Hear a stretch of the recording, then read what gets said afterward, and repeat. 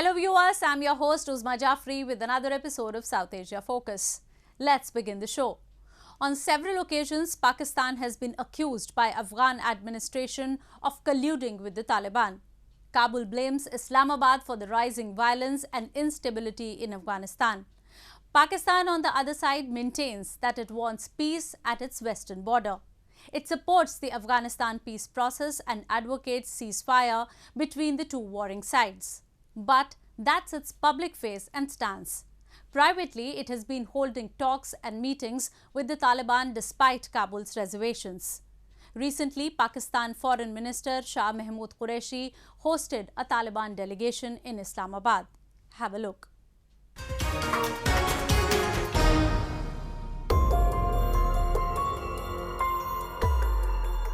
Amid stalled peace talks between the warring sides of Afghan government and the Taliban, Pakistan Foreign Minister Shah Mahmood Qureshi hosted a 6-member Taliban delegation in Islamabad.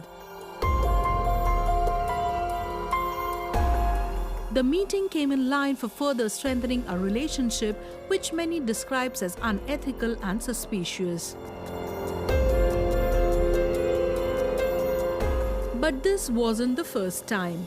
Pakistan, which Kabul administration accuses of sheltering militants and helping the Taliban with the war strategies and weaponry, has hosted top insurgents on more than one occasion. A similar meeting in October last year had been condemned by Kabul. While Pakistan's relations with the insurgents have come under international lens, Islamabad justifies it as an effort to persuade the Taliban for peace. It has even issued statements that appear harmless at the surface.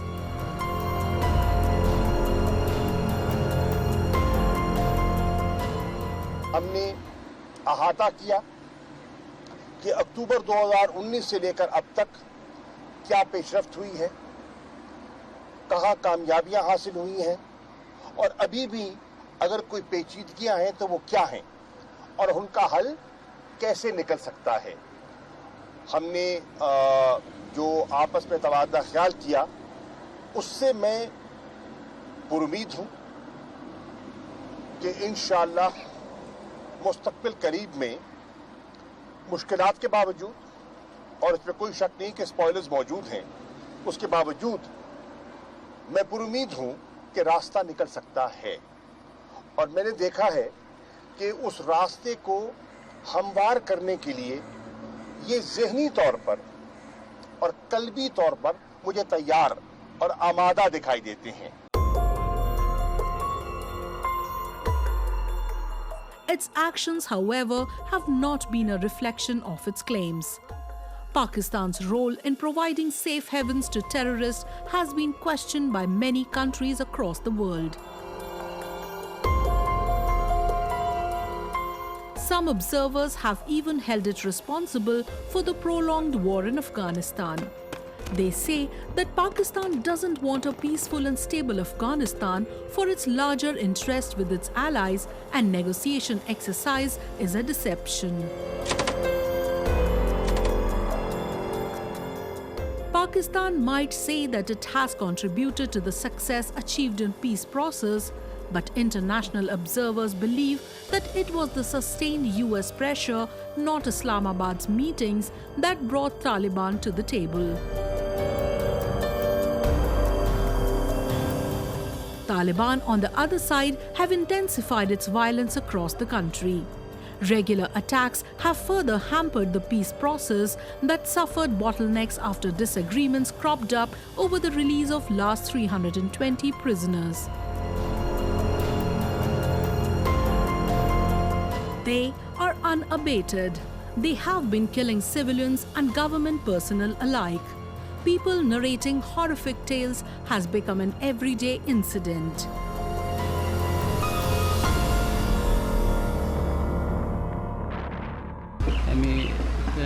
هنشتگی اون صدای محترمت پشت کلینیک و پشت دروازه اولی ما یک 4 دقیقه و 5 دقیقه چالون بود، صدایش میامد اولی. بعد از همین 4-5 دقیقه دیگه انفجار شد، دیگه نفهمیدیم نیمه والا که شما میبینید نیمه والا کسی خانان کامل چپک شد موتر تخریب شد یک اعضای فامیل ما کسی 4 نفر زخمی شده. Afghan administration recently announced that the talks between the two will resume in early September, a news that Taliban has denied. Taliban says it will move ahead only after the last prisoner among the remaining 320 is released. French and Australian governments have urged Kabul to not release the hardcore criminals who have killed their citizens. A mounting multi-pronged challenge has now besieged the decision-making bodies of Afghanistan. The peace process, which has made gains despite delays, has seemingly hit a roadblock with Kabul administration running out of time. And a chest-thumping Pakistan can do absolutely nothing to improve the situation.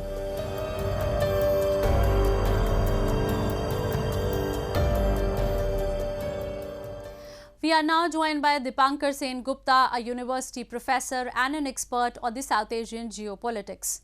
So, Mr. Sen Gupta, do you believe Pakistan has made any significant contributions to the Afghan peace process? And is it ethical if Pakistan holds meetings with the Taliban?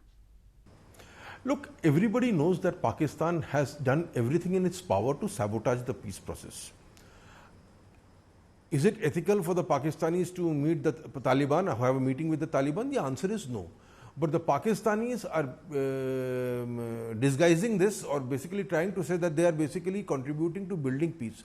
And there are a lot of takers for it who know better, because the United States wants to get out of Pakistan. It wants a face-saving way out. And it is Pakistan which is taking advantage of this particular situation to do openly what it had been doing surreptitiously, and that is why they are holding a meeting with the Taliban. The thing is to get the Americans outside Afghanistan and then to do whatever they want in Afghanistan. Afghanistan has time and again accused Pakistan of sheltering militants and providing material support to the Taliban. Do you think Pakistan has had change of a strategy and it is backing peace now? Pakistan is not backing peace. Pakistan is backing a strategy which will lead to its entire domination of Afghanistan polity through its proxies, the Taliban. The problem with the Afghan government is they were making charges which everybody knew to be true. But unfortunately, the Afghanistan government never got around to establishing their hold in Afghanistan either through security means or through governance.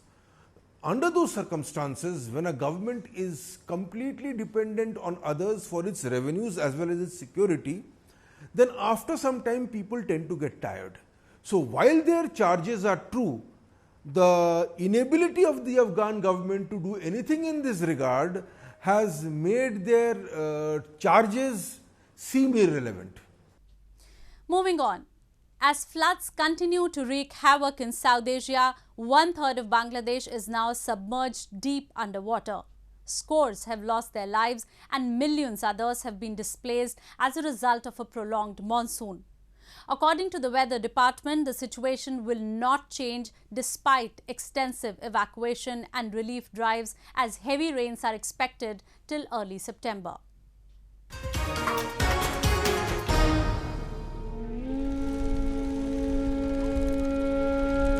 Towns and villages in Bangladesh are flooded, and people are forced to wade through waist-high waters.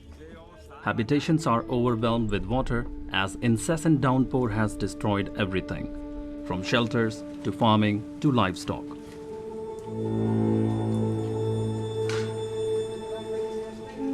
People's calculations who prepare themselves in advance for the floods have gone wrong, as the monsoon spell has extended way beyond its expected phase. Thousands of optimistic Bangladeshis who believed that a brief spell could have been endured are now out of essentials. Even government relief hasn't reached the people in many areas.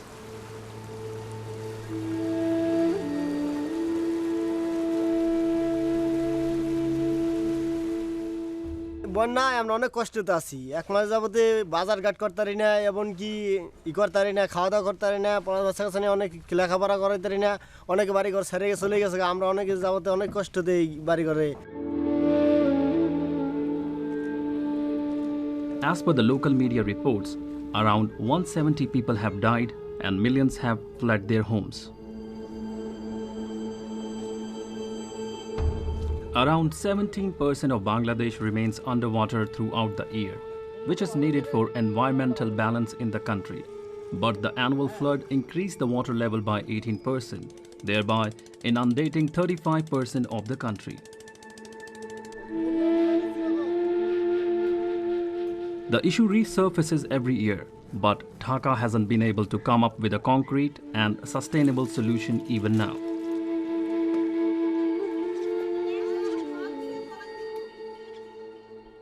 আবুর ডাবুর যাই হোক কিছু মতে যাই হোক খাইছি আর আবুর ডাবুর করছে বাড়ি ছেড়ে চলে গেছি পর আবার পানি কমছে আবার বাইতে আইছি এখন আবার ওই পানি সেই পানি আবার পানি বাড়তে আছে Adapting to annual floods has been the country's key strategy and a crucial part of its policy on disaster risk reduction, but an unexpected deluge fails its plans and models.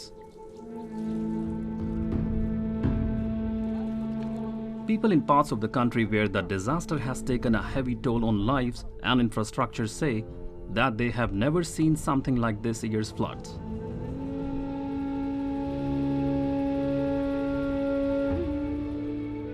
হয়েছিল এই পর্যন্ত খুব কষ্ট করছি গরু বাছুরা যে জঙ্গলটা জাগাইছি খুব বেশি রকম কষ্ট হয়েছে আল্লাহ জীবনে দেখিনি এরকম কষ্ট আমি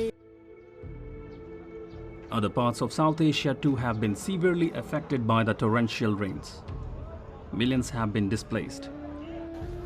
Rescue and relief operations are underway but have been able to achieve little success, as the phase is not over with prediction of more rain in the next few days, further dampening the spirit and hope of people. Moving on. The pandemic COVID-19 is expanding rapidly in South Asia with around 4 million cases reported so far from the region. The positive, however, is that entire region has a low fatality rate.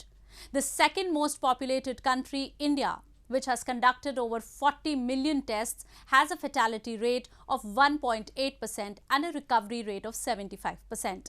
The country has even started human trials of the vaccine candidate developed by the Oxford.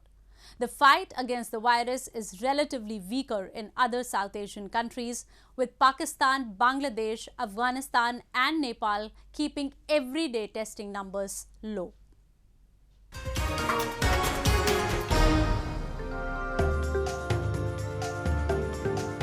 Indian fight against the pandemic COVID-19 took a leap as a hospital in Pune city kicked off human trials for coronavirus vaccine.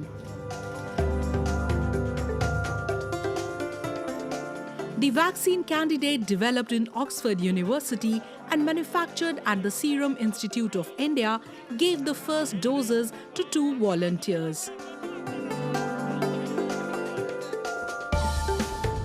If successful, the Serum Institute, which has tied up with British-Swedish pharmaceutical firm AstraZeneca, will produce 1 billion doses under Covishield of the vaccine in the country.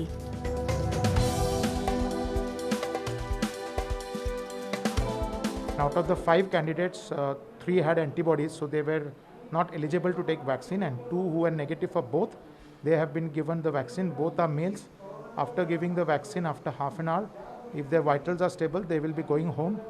They will explain few things which they have to observe and report to us on our emergency numbers. The vaccine, which has shown encouraging results, is made from a weakened version of a common cold adenovirus taken from chimpanzees and genetically modified. The number of coronavirus patients in India has shown a sudden spike after the government decided to open its economy. People have been backing the efforts as large number of them have volunteered for vaccine trials.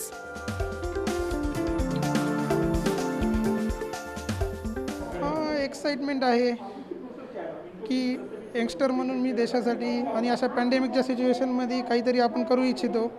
तर माझं आव्हान आहे की नवीन यंगस्टर्सने पण यावं, participate करावं. जेवढे लवकर रिझल्ट येतील तेवढे लवकर मार्केटमध्ये वॅक्सिन येणार आणि ते आपल्या देशासाठी चांगले आहे.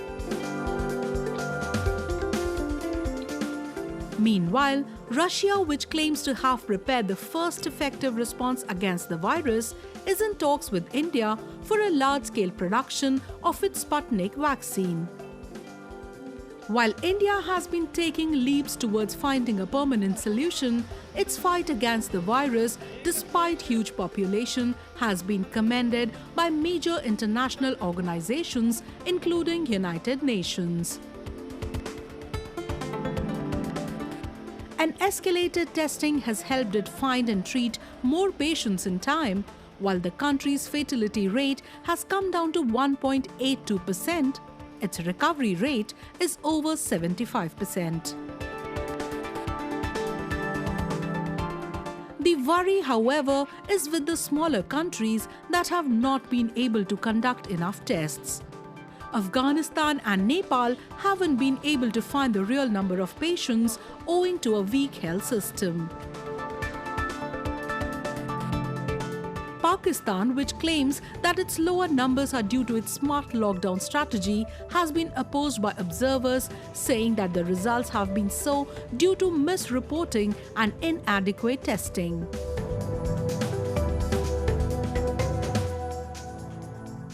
A growing anti-establishment resistance in Pakistan-occupied Kashmir has unnerved Islamabad.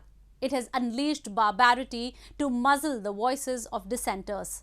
Tanveer Ahmed, an activist and journalist from Dadayal city in POK, was brutally thrashed and jailed for daring to call Pakistan an occupier and removing Pakistan's flag from a public place. And this wasn't an isolated incident. Anybody who has dared raise his voice against the Pakistani discrimination and human rights violation in the region has been subjected to violence, imprisonment, exile, or even death in some cases. While these few-second visuals are enough to shake human conscience, such scenes have become an everyday phenomenon in Pakistan-occupied Kashmir. Tanveer Ahmed, a journalist and activist, was dragged on for several meters before being dumped in a police vehicle. Tanveer was on a hunger strike for days and had demanded local authorities to remove Pakistani flags from a public space, failing in which he himself removed the flags. In a secretly filmed video inside his detainee room, Tanveer said that police had brutally beaten him for daring to stand against what was wrong.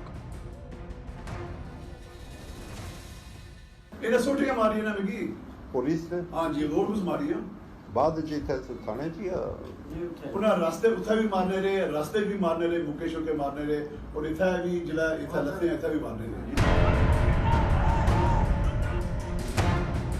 The incident has sparked outrage across the Pakistan-occupied region, and a number of demonstrations have been carried out demanding his release.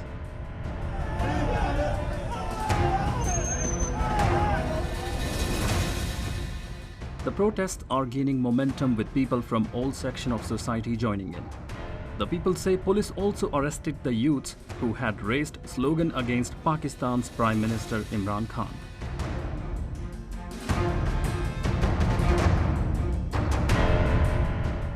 Exiled Kashmiri leaders and activists are mulling to hold demonstrations across Europe against police high-handedness, which they say has become a regular phenomenon in the region.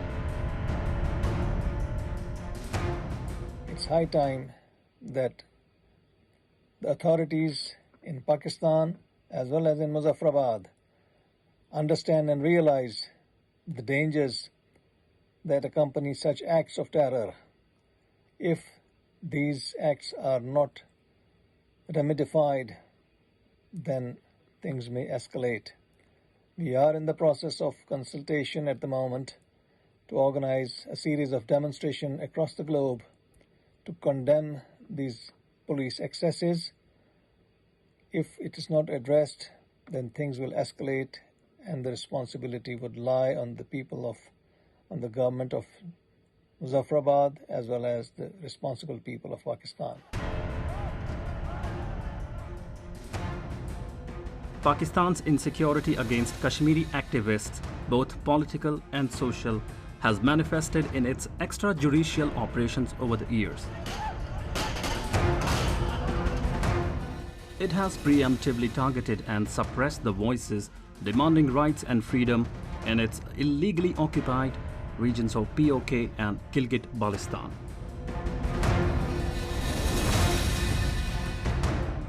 Baba Jan is one among the hundreds who have been targeted by Pakistani forces.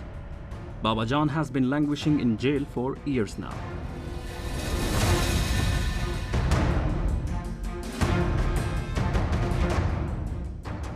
Tanveer Ahmed too has joined the same list. Locals fear even if he is released in some days, the establishment will continue to haunt him for years through its suppressive political instruments.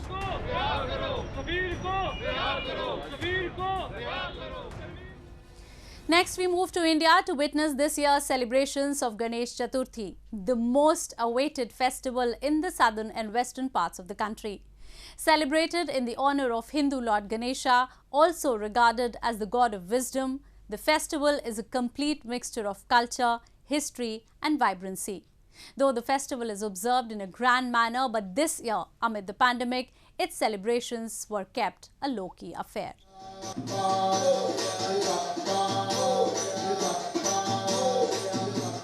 Huge idols of Lord Ganesha, crowded tents and chants of Ganpati Bappa Moria reverberating in the air. All this marks the celebrations of the most resplendent festivals of Ganesh Chaturthi in India.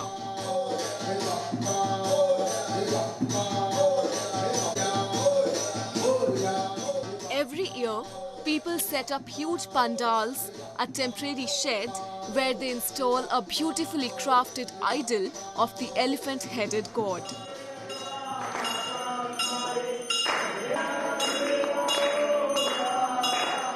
But this time, due to coronavirus outbreak, they were erected at very few places and allowed the entry of limited devotees to avoid the spread of infection.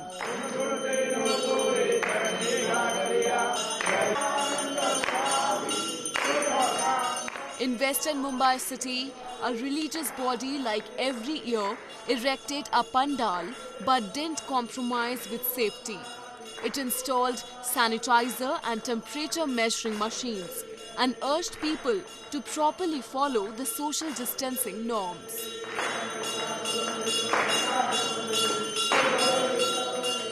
ज़्यादा भीड़ न होने देने की जो तैयारियां है वो मंडल की तरफ से की गई है। मंडल की तरफ से इस बार 4 फीट के गणपति की स्थापना यहाँ की गई है और ज़्यादा से ज़्यादा सोशल डिस्टेंसिंग से दर्शन लेने की कोशिश मंडल की हो चुकी है और इसे भी हम मंडल की तरफ से आह्वान कर रहे हैं कि आप घर बैठ के एकदम सुरक्षित रीत्या गणपति का दर्शन लीजिए। Taking a step towards environment protection, people adopted for eco-friendly Ganesha idols. In Ludhiana, a chocolate Ganesha, which was made out of 40 kilograms of Belgian chocolate, drew many eyeballs. The idol was created in 10 days with the collective effort of 10 chefs and looked simply marvelous. The festivities of Ganesh Chaturthi go on for 10 days, and on the last day, the idols are taken through the streets in a procession accompanied by dancing and singing, and later immersed in a river or the sea. According to the Hindu mythology, the elephant god Ganesh is a Vignaharta, the one who eliminates evil powers. With that, we come to the end of this week's episode. See you next week. Goodbye and take care.